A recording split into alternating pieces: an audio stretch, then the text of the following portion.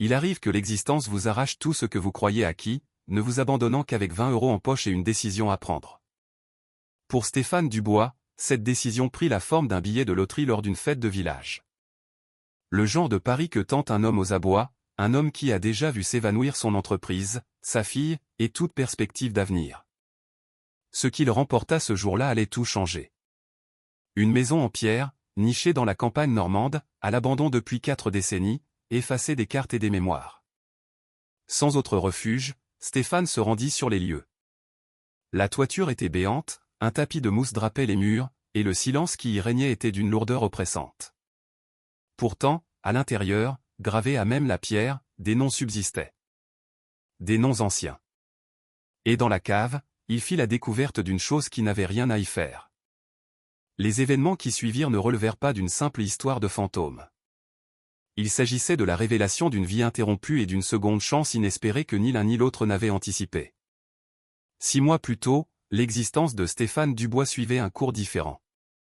Certes, elle n'était pas parfaite, mais elle offrait une stabilité rassurante.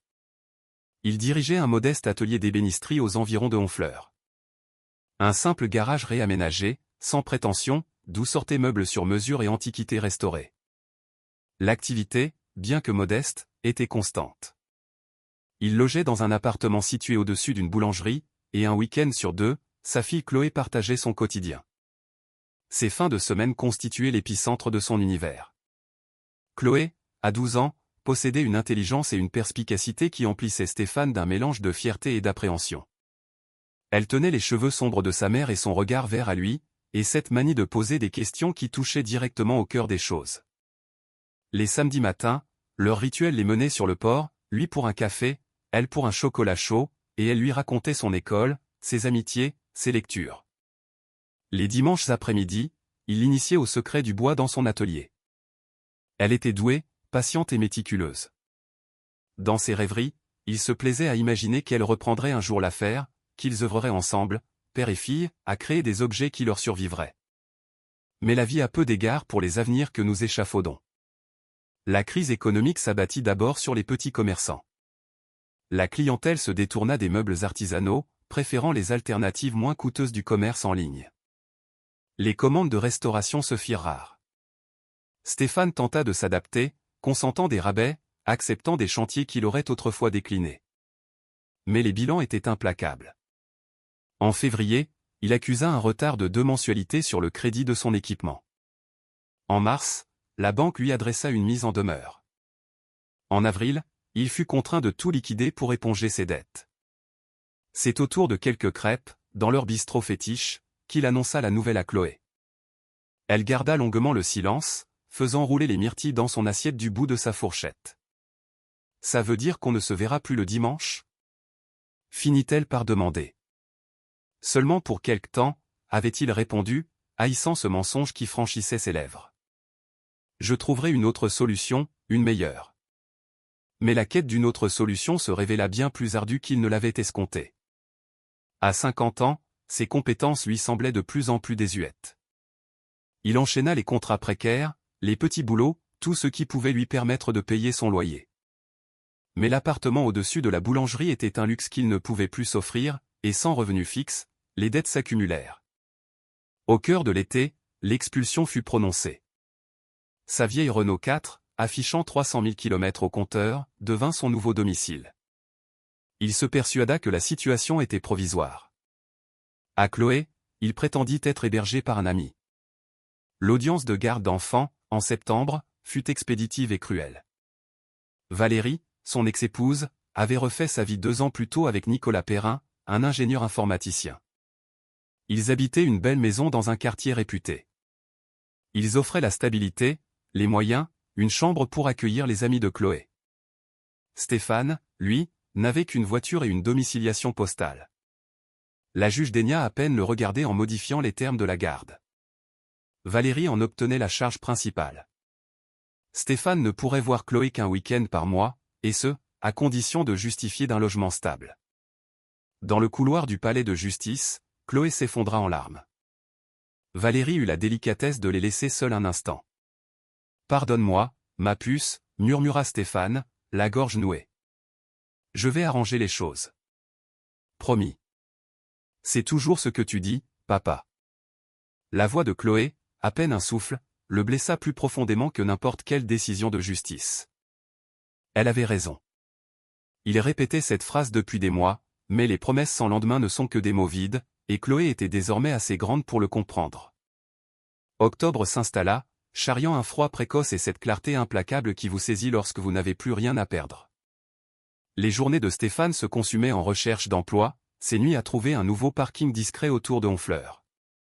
La douche se prenait dans un club de sport dont il payait encore l'abonnement, les repas étaient frugaux, et son esprit tournait en boucle, cherchant une issue.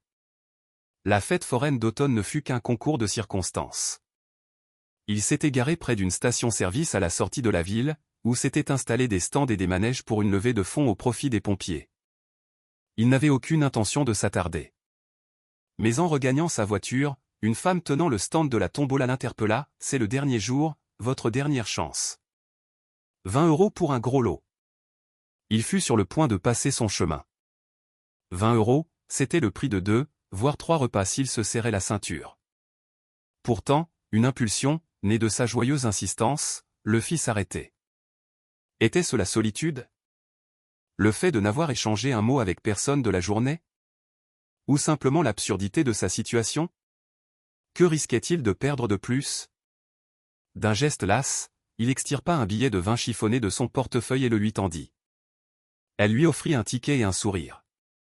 Bonne chance. Le tirage est à 20 h. Il n'attendit pas le résultat. Il gara sa voiture à l'écart et observa, depuis son habitacle, les lumières de la fête scintillaient dans le crépuscule. Des familles riaient, des enfants dévoraient de la barbe à papa, des amoureux se promenaient main dans la main. Il se sentit comme un spectre, contemplant une vie qui fut autrefois la sienne. À 20h15, son téléphone vibra. Un numéro qu'il ne connaissait pas. Stéphane Dubois. Ici Monique Leroux, de la tombola des pompiers. Félicitations, vous êtes le grand gagnant. Il s'était attendu à un panier garni, peut-être quelques bons d'achat. Lorsqu'elle lui annonça qu'il avait gagné une maison, un rire nerveux lui échappa. Une maison? Oui, un bien immobilier qui nous a été donné. Une demeure historique en pierre, dans la campagne normande. Le précédent propriétaire, décédé sans héritier, l'a légué à une association du patrimoine qui nous en a fait don pour notre collecte. Il vous faudra vous acquitter des frais de mutation et des taxes, mais le titre de propriété est à vous. Stéphane resta là, dans sa voiture, le combiné pressé contre son oreille, peinant à assimiler l'information. La Normandie, répéta-t-il, comme pour s'en convaincre. C'est peu commun, je vous l'accorde, mais l'acte est parfaitement authentique. Tout est en règle. Nous vous ferons parvenir tous les détails par courriel. Encore toutes nos félicitations. Elle raccrocha, le laissant seul avec son téléphone et cette nouvelle invraisemblable. Une maison en Normandie. L'idée semblait relever de l'escroquerie, de la plaisanterie, ou des deux à la fois. Pourtant, 3 jours plus tard, un coursier lui remit une enveloppe. À l'intérieur, des documents officiels, frappés de sceaux légaux, et le descriptif cadastral de la propriété. Le lieu-dit s'appelait la maison de Pierre Duval. Le terrain s'étendait sur 2 hectares en pleine campagne normande, à une 60aine de kilomètres de Nantes. L'ancienne propriétaire, une certaine Marie Durand, s'était éteinte à 93 ans, léguant son maigre patrimoine à une société de préservation. Cette dernière, après avoir vainement tenté de vendre le bien, avait préféré en faire don pour bénéficier d'un avantage fiscal. Les photographies jointes au dossier dépeignaient une ruine. Un toit éventré, des murs recouverts d'un lierre tenace, des fenêtres aux allures d'orbite vide. Le lieu était à l'évidence inhabité depuis des lustres. Cette nuit-là, dans sa voiture, Stéphane étala les documents sur son tableau de bord et fit ses comptes. Il lui restait à peine 3 000 €. Les frais de transfert et les taxes en engloutiraient la moitié. Un billet d'avion pour Nantes en prendrait une autre part. Il débarquerait en Normandie avec 1 millier d'euros en poche, sans aucune perspective professionnelle, et avec pour tout bien une maison qui menaçait de s'écrouler au premier coup de vent. C'était le projet le plus insensé de sa vie, et c'est sans doute pour cette raison qu'il réserva son vol. Il vendit ce qui lui restait, ses outils, son équipement de camping, le peu d'objets de valeur qu'il possédait. Il prévint Valérie de son départ pour quelques mois. Contre toute attente, elle réagit avec calme. Chloé sera triste, dit-elle. Mais pour être honnête, Stéphane, peut-être que prendre de la distance t'aidera à te retrouver. Il aurait voulu protester, affirmer qu'il n'avait pas besoin de traverser le pays pour mettre de l'ordre dans sa vie. Mais il devait admettre qu'elle n'avait pas tort. Toutes ses tentatives à Honfleur s'étaient soldées par des échecs. Un nouveau départ, loin de tout, pourrait peut-être briser cette spirale infernale. Il n'en parla à Chloé que 2 jours avant de partir. Ils se donnèrent rendez-vous au bistrot, leur vieux QG. Il tenta de lui expliquer la situation. Ce n'est que temporaire, tu sais. Quelques mois, tout au plus. Je dois régler 2 ou 3 choses, et je reviens. On trouvera une solution. Chloé le dévisagea avec une maturité qui le désarmait. Tu as une maison en Normandie et tu vas t'y installer, c'est ça? Pas m'y installer. La rénover. La vendre, sans doute. Utiliser l'argent pour repartir du bon pied. On dirait une histoire que tu inventes, papa. Je sais. Elle touilla son chocolat chaud, pensive. Tu fuis, c'est ça?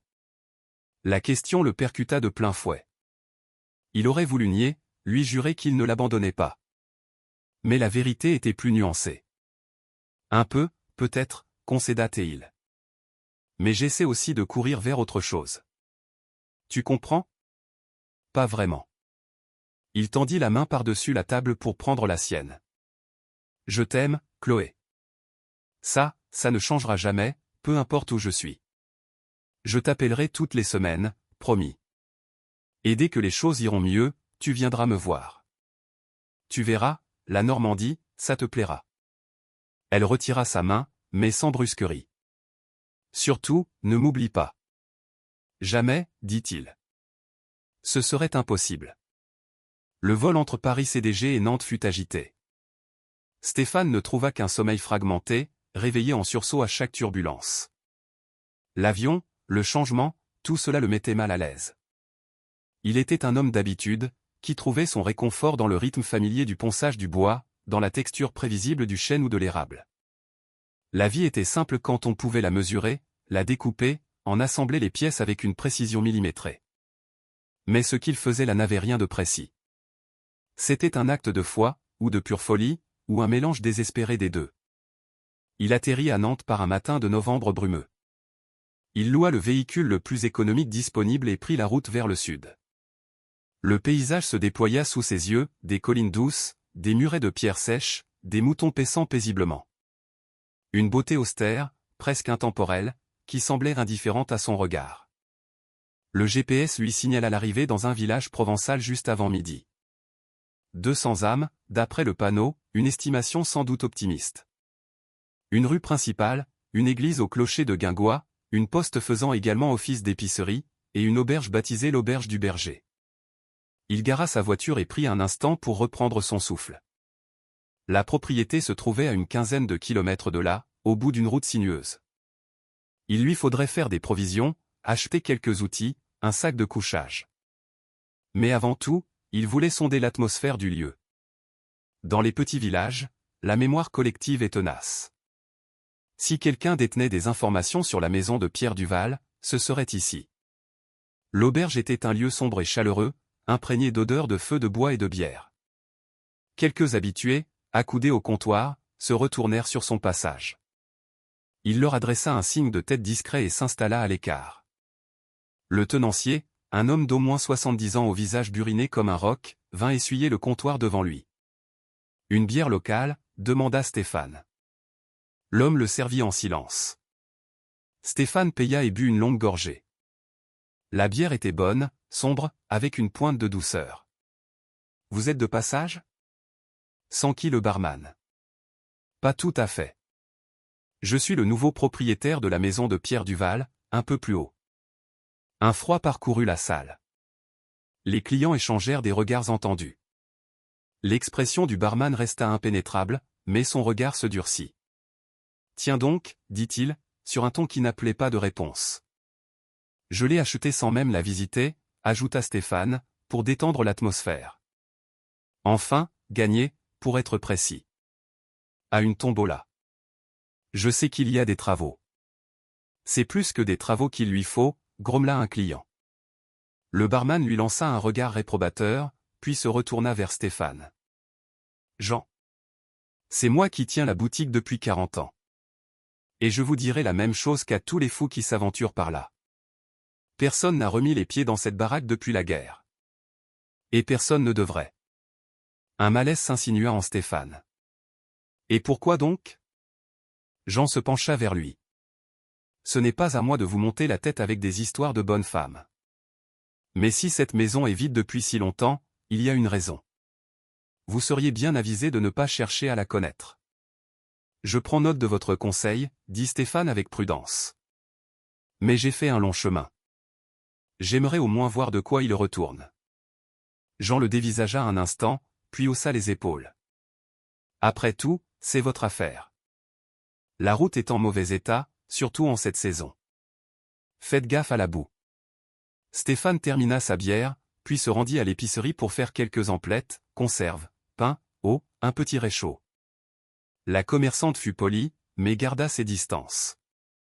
Lorsqu'il évoqua la maison, elle se contenta d'un hochement de tête et accéléra la cadence pour emballer ses achats. Il quitta le village alors que le soleil déclinait, jetant une lumière dorée sur les collines. La route devint bientôt un chemin de terre, puis une piste défoncée. Des moutons le regardaient passer d'un air placide. Le paysage se faisait plus sauvage, plus reculé. Les 15 kilomètres semblaient interminables. Et soudain, il la vit. La maison de Pierre Duval se dressait sur une petite éminence, cernée par des champs en friche et des arbres décharnés. Ces pierres, d'un gris sombre, paraissaient presque noires dans la lumière déclinante. Le toit était éventré en son centre, et un lierre avide escaladait les murs. Les fenêtres n'étaient plus que des trous béants. L'ensemble de la bâtisse penchait légèrement, comme si elle était lasse de tenir debout. Stéphane arrêta la voiture et en sortit lentement. Le vent, froid et incessant, charriait des odeurs de terre humide et de pluie. Le silence était absolu. Ni chant d'oiseaux, ni bruit de moteur au loin, juste le murmure du vent dans les branches nues. Il s'approcha de la porte d'entrée, qui pendait sur des gonds rongés par la rouille. Le bois, gonflé et tordu, céda dans un grincement qui se répercuta à l'intérieur. Sur le seuil, Stéphane contempla l'obscurité. C'était donc ça. Le fruit de son dernier pari. Une ruine au milieu de nulle part, vide, glaciale, hantée par les ombres. Il songea à Chloé, à son regard lorsqu'elle lui avait demandé s'il fuyait.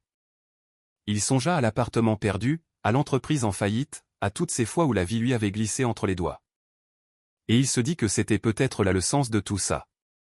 Qu'il fallait parfois tout perdre pour pouvoir tout reconstruire. Il franchit le seuil. La première nuit, il la passa dans sa voiture, porte verrouillée, garée en lisière de la propriété. Le pare-brise encadrait la silhouette obscure de la bâtisse se détachant sur le ciel étoilé. C'était une question de prudence, se disait-il. La maison n'était pas sûre, il devait l'inspecter à la lumière du jour. Mais la vérité était plus simple, la maison l'effrayait. Même à distance, même vide et délabrée, elle semblait l'épier, l'attendre. L'aube se leva, froide et grise, nimbée d'une brume qui ondulait sur les champs. Stéphane s'éveilla, le corps ankylosé, son souffle se condensant dans l'habitacle. Après avoir avalé une barre protéinée et un café tiède, il prit son courage à deux mains et s'approcha de la maison. Le jour ne la rendait pas plus engageante. Au contraire, les dégâts semblaient encore plus flagrants. La maçonnerie, cependant, était solide. Ses murs avaient traversé les siècles et en traverseraient d'autres. Mais tout le reste n'était que décrépitude. Les poutres de la charpente étaient vermoulues, les planchers affaissés. Dans la cuisine, le plafond s'était entièrement écroulé, laissant un amoncellement de gravats sous un ciel menaçant. Stéphane progressa avec une extrême prudence, sondant chaque latte du plancher avant de s'y aventurer. L'agencement était simple, une grande pièce de vie avec une cheminée monumentale, une cuisine attenante, 2 petites chambres, et un escalier exigu menant à ce qu'il restait de l'étage. Il ne se fiait pas à l'escalier. Pas pour l'instant. Ce furent les murs qui captèrent son attention. Dans la pièce principale, près de l'âtre, des noms étaient gravés dans la pierre. Ce n'était pas de simples graffitis. Les inscriptions étaient soignées, profondes, taillées avec application. Certaines, érodées par le temps, étaient à peine lisibles. D'autres, plus récentes, étaient plus nettes. Il effleura les lettres du bout des doigts. Émilie Lambert, 1944, était la plus proéminente. Les lettres, hautes de 5 cm, témoignaient d'une main assurée. En dessous, d'autres inscriptions plus discrètes, principalement des initiales. JMRD, un fragment de date. Stéphane sortit son téléphone pour prendre des photos. La maison était privée de tout confort moderne, mais elle portait en elle la mémoire de ceux qui l'avaient habitée. Il découvrit l'accès à la cave dans la cuisine, dissimulée sous un tas de plâtre et de bois. La porte en chêne, massive, était coincée, mais elle finit par céder sous son poids. Un escalier plongeait dans les ténèbres.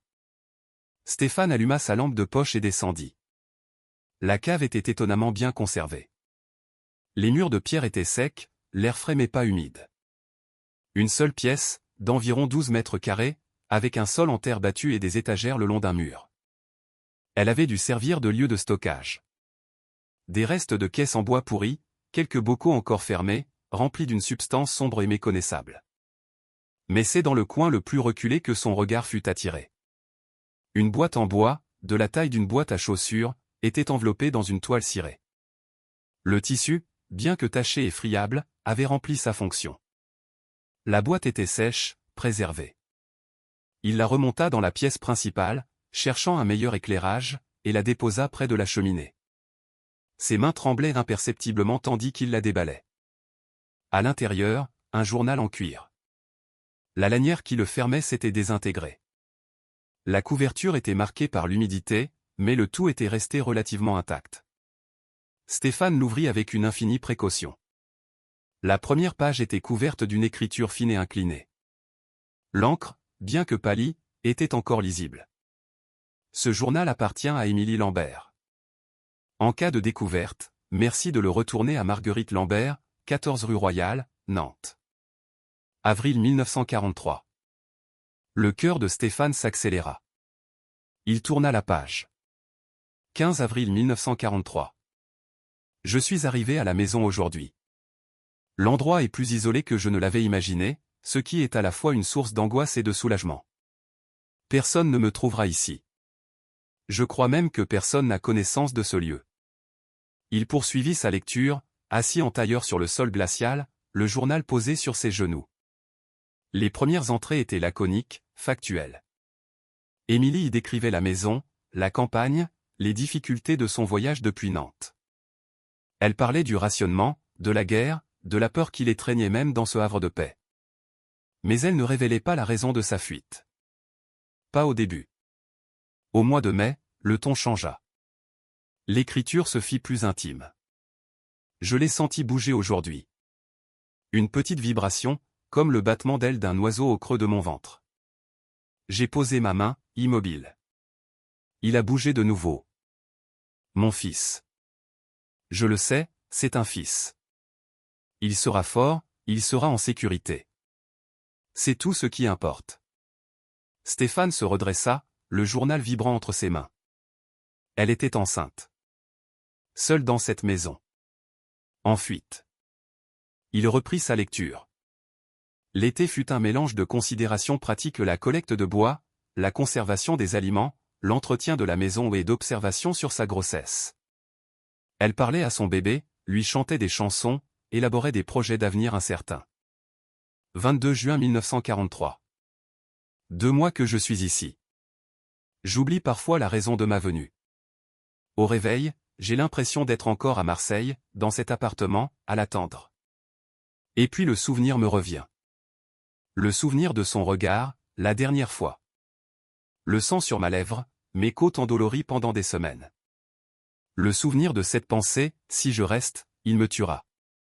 Il tuera notre enfant. Alors je suis parti. Marguerite m'a aidé. Ma courageuse Marguerite, qui a tout risqué pour moi. Je prie pour qu'elle soit en sécurité, pour qu'il n'ait pas reporté sa fureur sur elle. Stéphane sentit sa gorge se nouer. Ce n'était pas un simple document historique.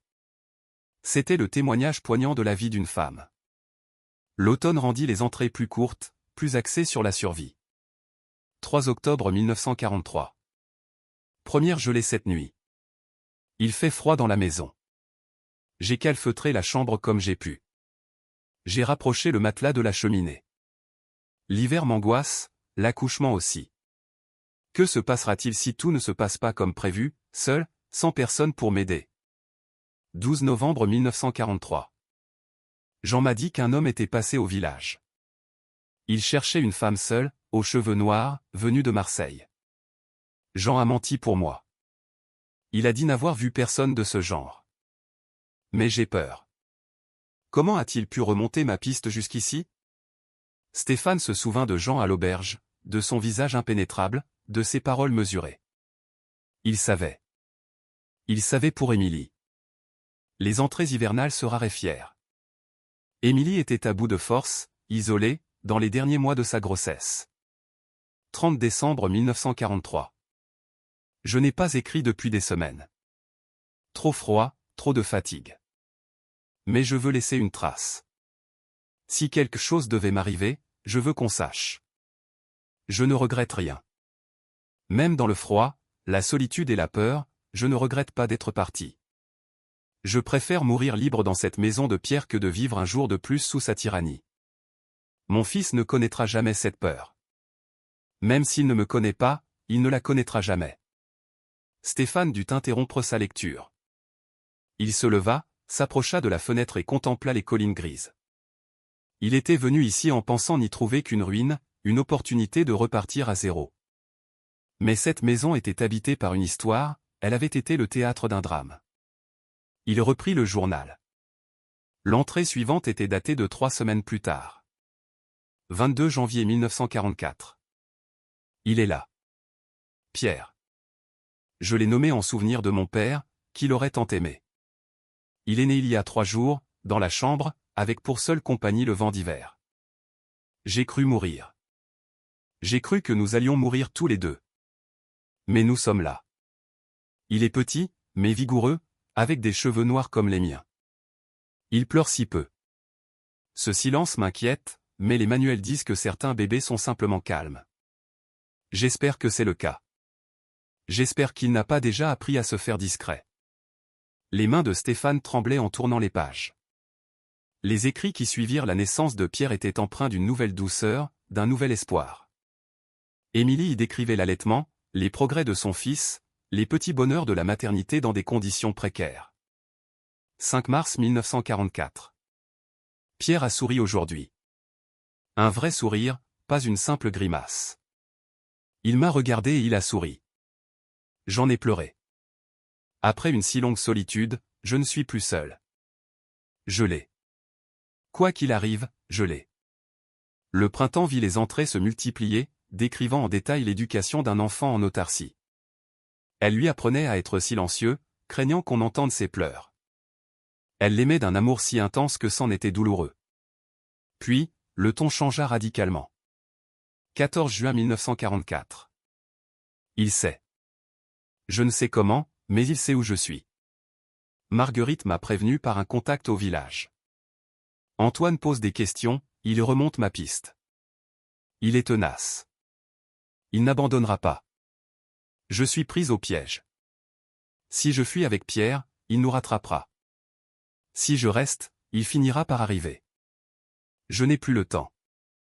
Les entrées suivantes étaient de plus en plus affolées. Elle échafaudait des plans pour se cacher, se défendre, protéger Pierre à tout prix. Des plans de plus en plus désespérés. 3 juillet 1944. J'ai gravé nos noms dans la pierre. Si je devais disparaître, il restera au moins une preuve de notre existence. On saura que nous avons été là. Et enfin, la dernière entrée. Le souffle de Stéphane se coupa. 8 août 1944. Il est tard. Pierre dort dans sa cachette, dans la cave. J'ai entendu le bruit d'une voiture sur la route il y a 1 heure. Ce n'est peut-être rien. Quelqu'un du village. Mais je ne crois pas. Je le sens. Après tous ces mois, il m'a enfin retrouvé. J'entends, la phrase s'interrompait là. Le dernier mot inachevé, la plume laissant une trace d'encre sur le papier.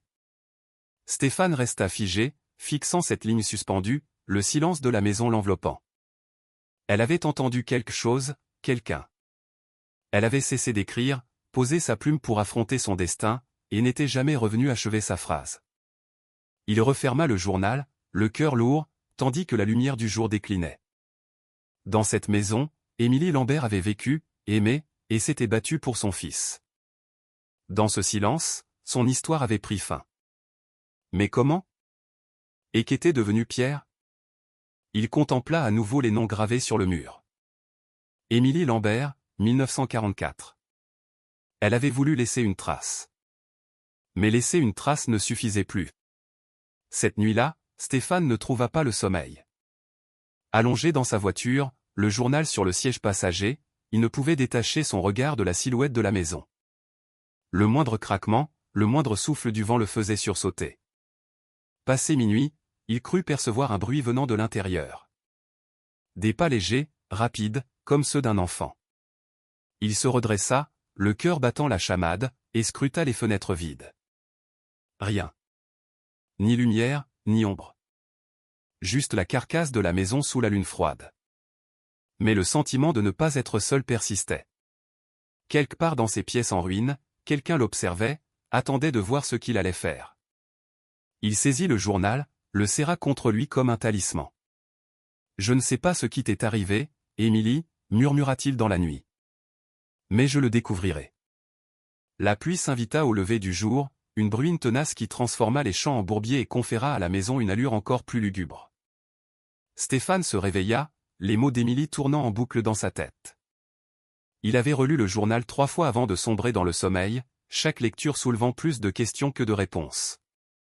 Il devait savoir ce qui s'était passé, mais avant tout, il ressentait le besoin de s'occuper les mains. L'inaction ne lui avait jamais convenu, et le deuil, même celui d'une inconnue disparue 70 ans plus tôt, appelait à l'action. Il retourna au village faire quelques provisions, des bâches pour colmater les brèches du toit, du contreplaqué, des clous, un marteau, une scie, des gants. La femme de l'épicerie l'observa charger ses achats sans un mot. « Vous vous attaquez à la vieille bicoque ?» demanda-t-elle au moment de payer. « J'essaie de la rendre habitable, » répondit Stéphane.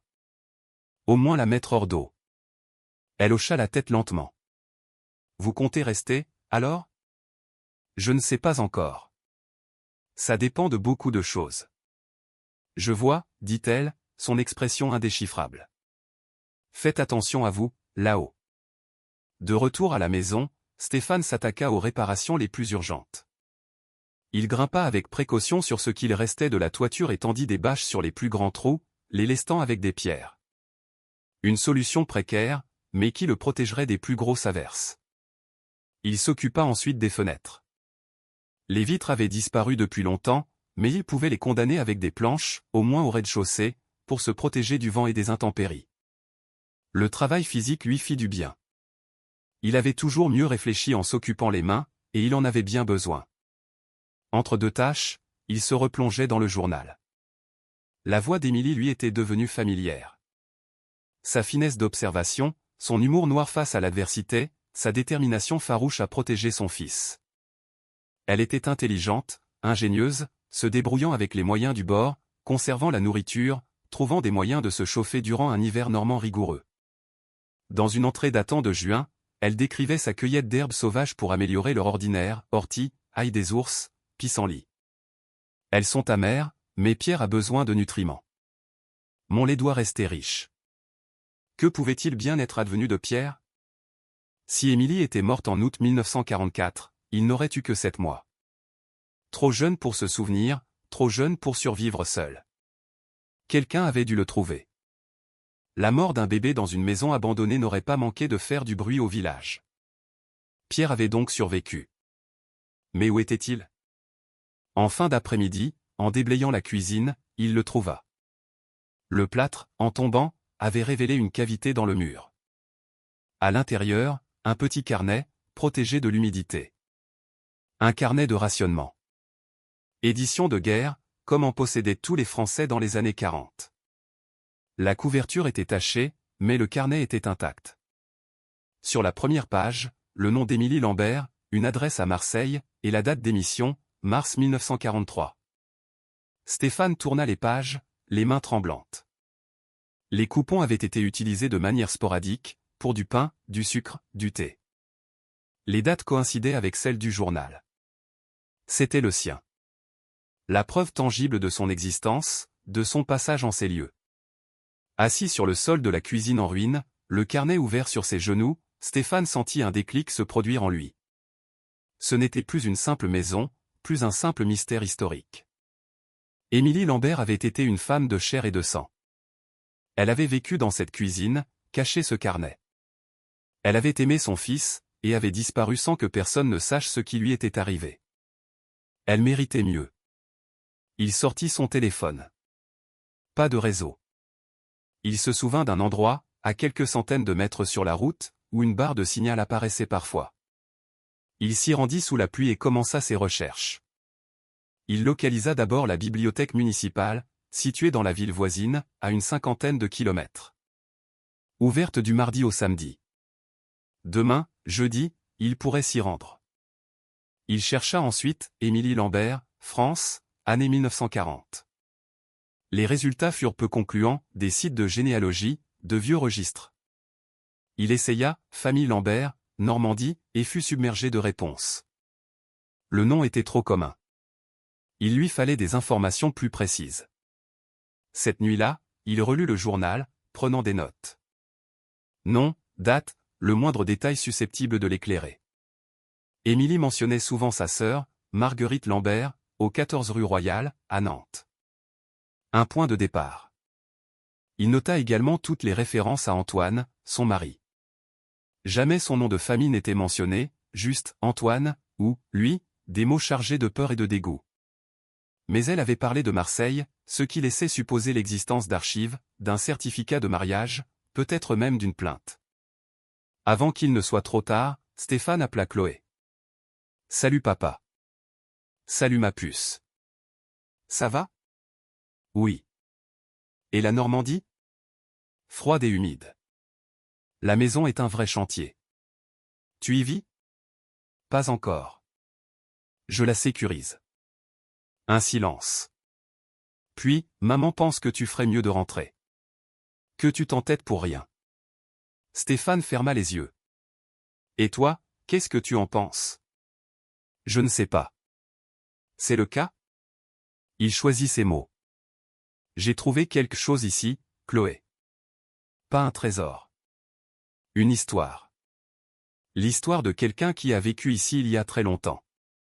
Et j'ai besoin de connaître la fin. C'est étrange, papa. Il eut un petit rire. Oui, c'est étrange. Mais ça me semble important.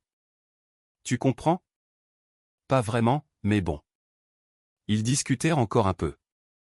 L'école, l'anniversaire d'une amie, le livre que Valérie venait de lui offrir. Des choses normales, rassurantes. Après avoir raccroché, le manque de sa fille le poignarda, mais il y avait autre chose. Le sentiment, peut-être, de faire enfin quelque chose qui avait un sens. Le lendemain, il se rendit à la bibliothèque. Une petite structure, installée dans une maison rénovée, mais la bibliothécaire, Hélène Bernard, une femme d'un certain âge, se montra très serviable, son intérêt piqué par les recherches de Stéphane. La vieille maison de Pierre. La maison de Pierre Duval. Je cherche des informations sur une ancienne occupante, durant la guerre.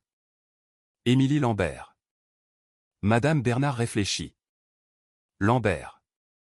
Un nom très courant. Laissez-moi consulter nos archives. Elle revint 20 minutes plus tard avec un classeur rempli de photocopies, recensements, actes de propriété, registre d'état civil. Tenez, dit-elle, pointant un document de 1940. La famille Lambert était propriétaire de cette maison depuis le XIXe siècle. Mais regardez. La propriété a été transférée à Marie Durand en 1944. Qui était Marie Durand? Une femme du village. Célibataire. Elle est morte il y a quelques années. C'est elle qui a légué la maison à l'association. Connaissait-elle les Lambert? Je ne saurais vous dire. Mais le fait qu'elle ait acquis la propriété en 1944, au moment même où votre Émilie a disparu, c'est pour le moins curieux. Stéphane prit note de tout. Pourrait-on trouver un acte de décès pour Émilie Lambert, datant de 1944? Madame Bernard l'aida à fouiller les archives pendant 2 heures. En vain. Ni certificat de décès pour Émilie Lambert, ni acte de naissance pour un enfant nommé Pierre. C'était comme si elle s'était évaporée. En rentrant à la maison ce soir-là, il contempla le nom gravé sur le mur. Émilie Lambert, 1944. Elle avait voulu laisser une trace, sachant qu'elle pourrait disparaître. « Je te vois, Émilie », murmura Stéphane. « Je sais que tu as été là. Et je découvrirai ce qui t'est arrivé. » La maison gémit sous le vent. Et dans le silence, Stéphane crut entendre une voix de femme, un murmure, un souffle qui aurait pu être le vent, ou un mot, merci. 3 semaines s'écoulèrent. La maison se métamorphosait peu à peu. Stéphane travaillait sans relâche, et la fatigue physique apaisait le tumulte de ses pensées. Le toit était maintenant étanche, les fenêtres condamnées, et la pièce principale débarrassée de ses gravats. Il avait même réussi à remettre la cheminée en état de marche après 2 jours de labeur. Il avait emménagé, dormant près du feu, cuisinant sur un réchaud. Le confort était spartiate, mais c'était un abri, et surtout, un progrès tangible. Il continuait de lire et relire le journal. La voix d'Émilie était devenue une présence familière. Il comprenait mieux sa détermination, ses peurs, son amour féroce pour son fils. Une entrée de février 1944 le touchait particulièrement. Pierre a ri aujourd'hui, un vrai rire de gorge, qui secoue tout son petit corps. Je lui faisais des grimaces, et soudain, ce son. De la pure joie. Dans cette maison froide, en plein hiver, au milieu de la guerre et de la peur. Son rire. C'est pour ça que j'ai fui. Pas seulement pour survivre. Pour ces moments-là. Pour son rire, pour sa chance de connaître la joie. Stéphane méditait souvent sur cette idée. Fuir, non pas pour échapper, mais pour aller vers quelque chose. Trouver la joie dans les endroits les plus inattendus. Un jeudi après-midi gris, en finissant de déblayer la cave, il trouva le jouet. Il était coincé derrière une pierre descellée. Un petit cheval de bois, sculpté dans une seule pièce de pin. La facture était maladroite, les proportions approximatives, mais il avait été fait avec soin. La crinière était finement ciselée, les yeux, simples creux, lui donnaient une expression douce. Le bois était poli par l'usure, par de petites mains. Une oreille portait même des marques de dents, celles d'un bébé faisant ses quenottes. Le jouet de Pierre. C'était une évidence. Émilie l'avait fabriqué pour lui, avec les moyens du bord. Un cadeau d'amour. Assis sur le sol de la cave, le petit cheval dans sa paume, Stéphane sentit les larmes lui monter aux yeux. Un si petit objet, un geste si simple, mais qui symbolisait tout. Une femme seule, s'efforçant d'offrir un peu de réconfort à son enfant. Qu'était-il advenu de Pierre? Où était-il? En se relevant, il remarqua autre chose. Des entailles sur le mur, derrière l'endroit où le jouet était caché. À la lueur de sa lampe, il distingua clairement des bâtons, regroupés par 5. La méthode universelle pour compter. Il y en avait 34 séries. 170 jours. Émilie avait compté. Mais quoi? Les jours depuis son arrivée? Depuis la naissance de Pierre? Depuis les dernières nouvelles de sa sœur? Il prit des photos. Chaque détail comptait.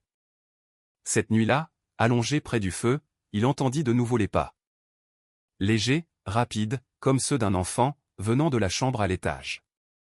Un rythme distinct, pas, pas, pause, pas, pas, pause. L'hésitation d'un enfant sur un sol incertain. Stéphane se redressa, le cœur battant. Allô? Les pas cessèrent. Le silence se fit, lourd, attentif. Il y a quelqu'un? Appela-t-il de nouveau. Sa voix résonna, trop forte. Rien. Mais le silence avait changé. Il était habité, maintenant. Alerte. Il saisit sa lampe et se dirigea vers l'escalier, toujours aussi précaire. Il monta à mi-chemin et balaya la pièce de sa lumière. Vide. Rien que des ombres, de la poussière et un matelas éventré. Mais sur le sol, dans la poussière, de petites empreintes, comme des pieds nus d'enfant. Elles allaient de la porte à la fenêtre, et retour. Comme si quelqu'un avait arpenté la pièce, guettant. La chair de poule. Il descendit, sortit et fit le tour de la maison. Aucune échelle, aucune trace fraîche dans la boue. Il rentra examiner les empreintes. Petites, comme celles d'un enfant de 2 ou 3 ans, et elles s'effaçaient déjà, comme si elles avaient été faites dans une matière impalpable. Stéphane tenta de se raisonner. Les vieilles maisons font du bruit.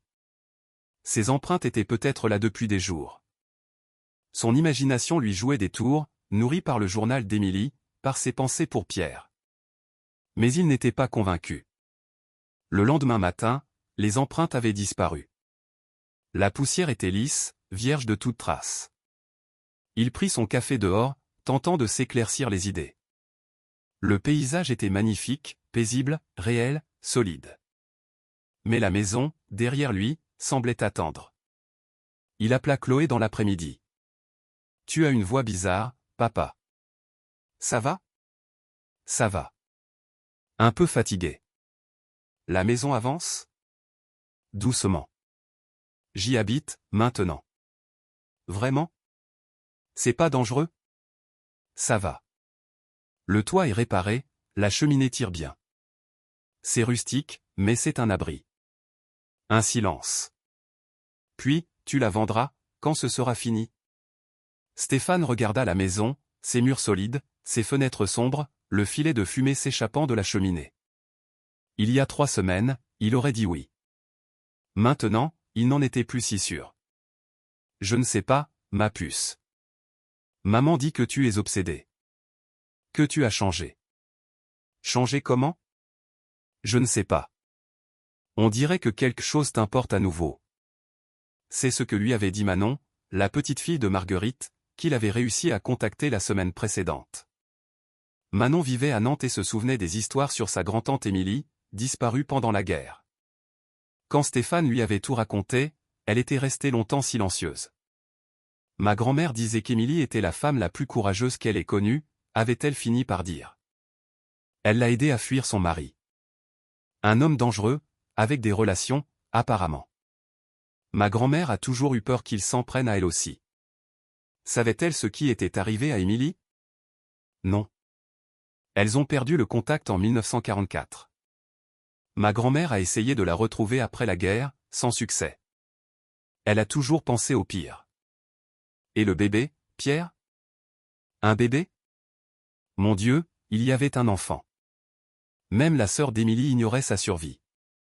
Il avait donc été trouvé après sa disparition, recueilli par des gens du coin, élevé sans connaître sa famille maternelle.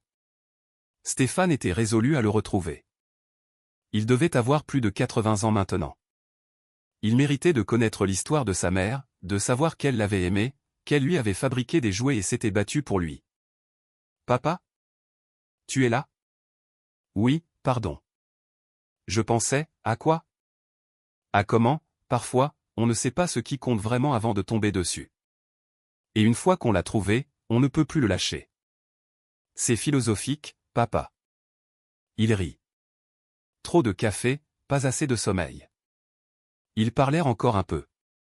Après avoir raccroché, Stéphane regagna la maison. Le soleil couchant la nimbait d'une lumière dorée. Elle semblait presque accueillante. Il ajouta une bûche dans l'âtre et se replongea dans le journal, cherchant un détail qui lui aurait échappé. Et en lisant les mots d'Émilie, à la lueur du feu, dans la maison même où elle les avait écrits, Stéphane sentit un but s'ancrer en lui. Il ne s'agissait plus de rénover une maison, de trouver un toit ou de faire un profit. Il s'agissait de ramener quelqu'un à la maison. De résoudre une énigme vieille de 70 ans. Il trouverait Pierre. Il découvrirait la vérité sur Émilie. Et il n'abandonnerait pas. La révélation survint un lundi matin, alors qu'il ramenait la cheminée. Un travail qu'il repoussait depuis des jours. Le tirage était passable, mais pas optimal. Il s'était donc équipé pour faire un nettoyage en profondeur. À mi-hauteur du conduit, sa brosse heurta quelque chose de mou. Il y glissa la main et en retira un paquet enveloppé de toile cirée, semblable à celui qui contenait le journal. Les mains noires de suie, il sortit l'ouvrir à l'extérieur. À l'intérieur, une douzaine de lettres, liées par une ficelle qui se désagrégea au toucher. Elles étaient adressées à Émilie Lambert, la maison de Pierre Duval. L'expéditeur était toujours le même, Marguerite Lambert, 14 rue Royale, Nantes. Le cœur battant, il ouvrit la première, datée de mai 1943. Ma très chère Émilie, j'espère que cette lettre te parviendra. J'espère que tu es en sécurité. Antoine est passé hier, te cherchant. Je lui ai dit que je n'avais pas de nouvelles depuis des mois, que tu étais monté à Paris pour travailler. Il ne m'a pas cru. Il est dangereux, Émilie. Plus que je ne l'imaginais. Sois prudente. Brûle cette lettre. Ne garde rien qui puisse le mener à toi. Ta sœur qui t'aime, Marguerite. Il lut toutes les lettres. Elle dépeignait une menace grandissante. Marguerite écrivait régulièrement, la suppliant de rester cachée. Antoine Laurent, son mari, la cherchait sans relâche, proférant des menaces, usant de ses relations. Août 1943, il sait que tu as quitté Marseille. Il interroge tout notre entourage. Il a fait un scandale au magasin où je travaille. J'ai peur, Émilie. Pour toi, et pour moi. S'il s'imagine que je te cache? Septembre 1943, j'ai eu peur d'écrire.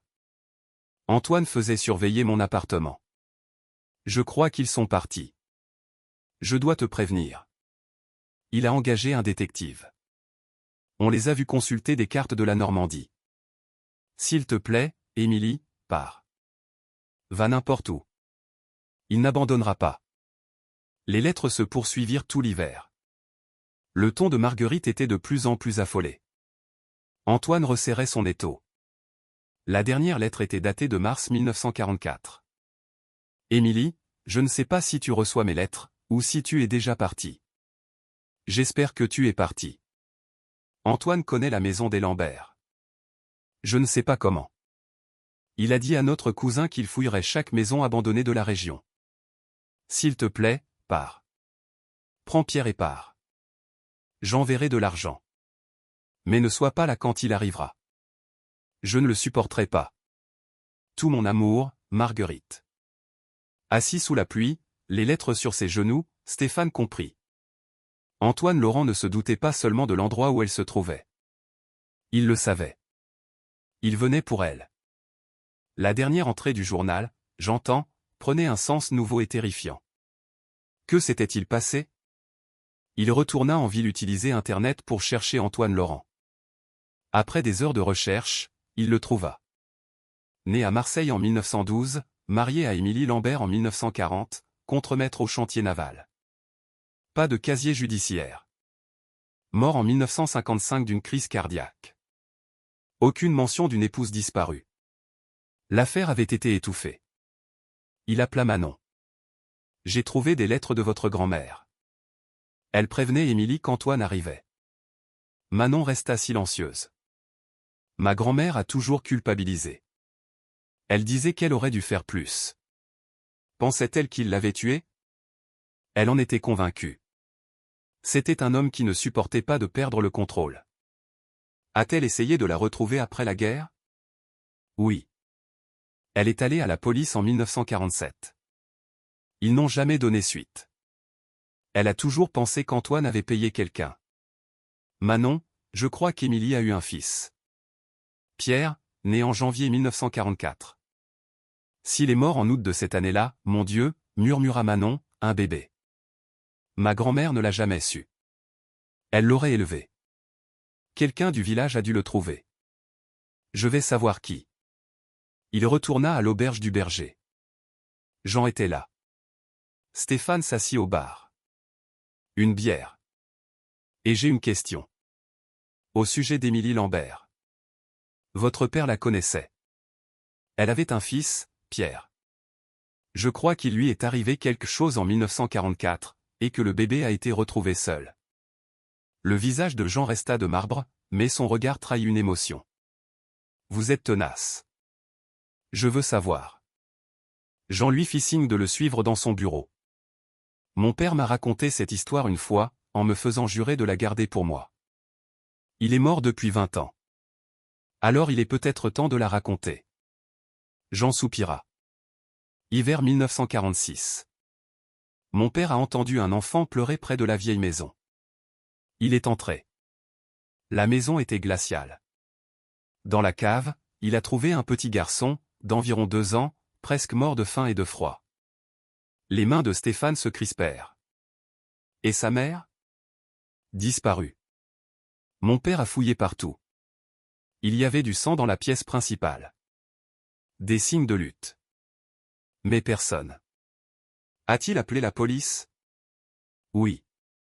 Ils sont venus, ont pris l'enfant, ont ouvert une enquête pour disparition. Sans suite. Pourquoi?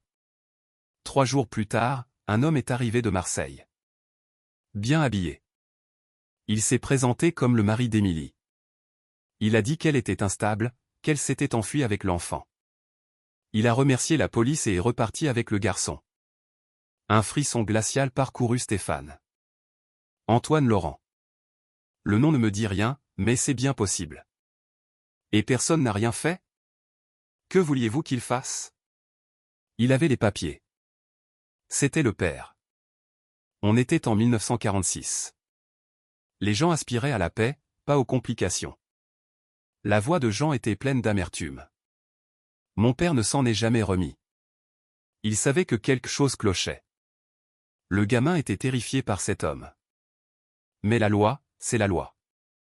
Stéphane était écœuré. Antoine a donc pris Pierre, oui. Mais le plus étrange, c'est que 2 semaines plus tard, mon père a revu le gamin. Adopté par un couple de Lyon, les Moreau. Ils avaient perdu un enfant pendant la guerre. Comment est-ce possible? Je ne sais pas. Peut-être qu'Antoine ne pouvait pas s'en occuper. Ou qu'il a eu des remords. Ou alors, quelqu'un l'a convaincu. La rumeur dit que le curé de l'époque, le père François, a menacé de tout révéler s'il n'abandonnait pas l'enfant. Et le garçon? Perdu de vue. Il doit être dans ses 80 ans. Jean regarda Stéphane. Pourquoi tout ça vous importe-t-il autant? Parce qu'Émilie Lambert mérite que son histoire soit connue.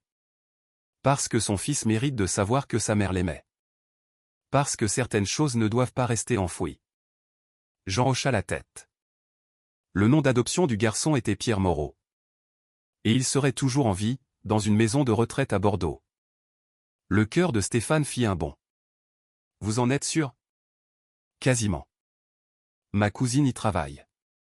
Elle m'a parlé d'un résident, adopté après la guerre, originaire de Normandie. Pierre Moreau. Stéphane se leva. Merci, Jean. Que allez-vous faire? Le retrouver. Et lui parler de sa mère. Jean l'observa. Vous êtes un homme bien. Émilie vous aurait apprécié. Cette nuit-là, Stéphane élabora un plan. Demain, il irait à Bordeaux. Il trouverait Pierre Moreau et lui raconterait l'histoire de cette femme qui avait tout quitté pour lui. Avant de dormir, il contempla les noms gravés. Je l'ai retrouvé, Émilie. Ton fils est en vie. Demain, je lui parlerai de toi. Le silence de la maison semblait plus léger, reconnaissant. Il ne dormit pas. Demain, il rencontrerait un homme qui ne se souvenait peut-être pas de sa mère, qui ne voudrait peut-être pas remuer le passé. Mais il devait essayer. À l'aube, il était prêt. En chargeant sa voiture, il pensa qu'il devait apporter une preuve. Le journal était trop intime. Mais des photos, des gravures, du carnet de rationnement, des lettres. En s'agenouillant près de la cheminée, il remarqua une fente entre 2 pierres. Il y glissa les doigts et en retira un autre paquet de toile cirée. À l'intérieur, une photo. Déchirée, mais on distinguait une jeune femme tenant un petit garçon, devant un mur de pierre. Cette maison. Au dos, une inscription, été 1946. Stupéfaction. 1946. 2 ans après la fin du journal. Émilie avait survécu. Elle avait vécu ici 2 ans de plus. Mais l'histoire de Jean se situait en décembre 1946. Entre l'été et l'hiver, Émilie avait disparu. La photo avait été déchirée. Par Antoine, sans doute, quand il les avait retrouvées. Il enveloppa la photo avec soin. La chronologie était bouleversée. La route vers Bordeaux fut longue. Pierre était un vieil homme. Cette révélation pourrait être un choc. La maison de retraite était moderne, bien entretenue. Il expliqua à la réceptionniste qu'il cherchait Pierre Moreau pour lui parler de sa mère. Elle revint avec un homme âgé, aux cheveux blancs et au regard bienveillant. Je suis Pierre Moreau. Vous auriez des informations sur ma mère? Stéphane Dubois. Je vis dans la maison où votre mère s'est réfugiée pendant la guerre. J'ai trouvé son journal. L'expression de Pierre changea. Surprise, puis une douleur ancienne. Elle tenait un journal. Oui. Et des lettres, et d'autres choses. Pourrions-nous en parler? Ils s'installèrent dans une salle commune. Stéphane lui montra les photos. Pierre les regarda, les mains tremblantes. Quand il vit la photo de lui et de sa mère, son souffle se coupa. C'est elle. Ma mère. Je n'ai jamais vu son visage. Vous ne vous souvenez pas d'elle? Non. J'étais trop jeune. Je n'ai aucun souvenir. Stéphane lui tendit une copie de son passage préféré du journal, celui où Émilie décrivait son rire. Pierre le lut, les larmes coulant sur ses joues. Elle m'aimait. Tout le journal en témoigne. Que lui est-il arrivé? C'est ce que je cherche à savoir. Le journal s'arrête en août 1944, mais cette photo prouve qu'elle était en vie en 1946. Vous souvenez-vous de quelque chose? J'ai toujours cru n'avoir aucun souvenir. Un blocage, disait le psychologue. Mais depuis quelques mois, j'ai des rêves. La maison de Pierre, une femme qui chante, une cachette sombre. La cave, dit Stéphane. J'ai trouvé la cachette. Pierre le fixa. On m'a dit de rester caché, quoi qu'il arrive. Je me souviens de pas lourds, de cris. Un homme en colère, ma mère qui essaie de le calmer. Un bruit de chute. Le silence. Ses mains tremblaient. Je suis resté longtemps dans la cachette, mort de faim et de froid. Quand je suis sorti, la maison était vide. Il y avait du sang sur le sol. Stéphane sentit sa gorge se serrer. Pensez-vous qu'elle est morte? Stéphane ne put mentir. Oui. Je pense que votre père vous a retrouvé en 1946. Qu'il y a eu une altercation, et qu'elle n'a pas survécu. Pierre hocha la tête.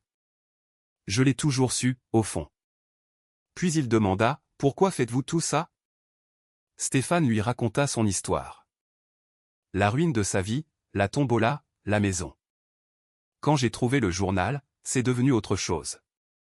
Un but. Votre mère méritait que son histoire soit racontée.